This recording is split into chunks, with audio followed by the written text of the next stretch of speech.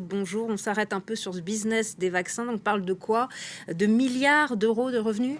Des dizaines de milliards d'euros, voire plus encore. Très difficile d'avoir des chiffres très précis, car la plupart des contrats, ils demeurent secrets, il faut le savoir.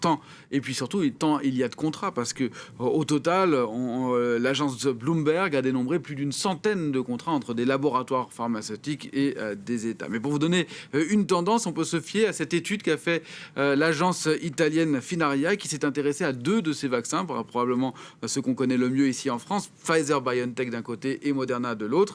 Et on s'aperçoit que l'ensemble de ces vaccins va générer autour de 15 milliards de dollars de revenus d'ici 2023, 14,7 milliards très exactement. Et vous le voyez dans le détail, un peu plus de 3 milliards pour Pfizer BioNTech cette année 2021 et 3 milliards et demi pour Moderna, dont les doses sont un peu plus chères. Mais attention, ce sont des estimations d'une part, et ce sont surtout des estimations de chiffre d'affaires, pas de bénéfices, car certains laboratoires vont gagner de l'argent, beaucoup d'argent, c'est une évidence. Et on le voit si on regarde le prix des doses, qui est un secret plus ou moins bien gardé, puisqu'il y a eu des fuites, notamment une fuite d'une membre du gouvernement belge, et on voit que finalement l'Union européenne a pas mal négocié. Si on prend les prix, 1,78 euros la dose pour le vaccin AstraZeneca, contre un peu plus de 3 euros la dose pour les États-Unis. C'est encore plus évident pour le vaccin Pfizer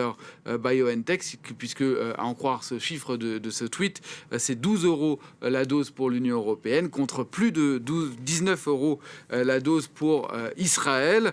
La différence s'explique d'abord par le nombre de commandes, certes, mais aussi par des choix qui sont des choix. Chaque semaine de pandémie coûte en moyenne 4 milliards d'euros à l'économie, plus même en cas de confinement strict, plus 2 milliards et demi aux finances de l'État, ce qui est extrêmement, quitte à enrichir les laboratoires. Il y a aussi des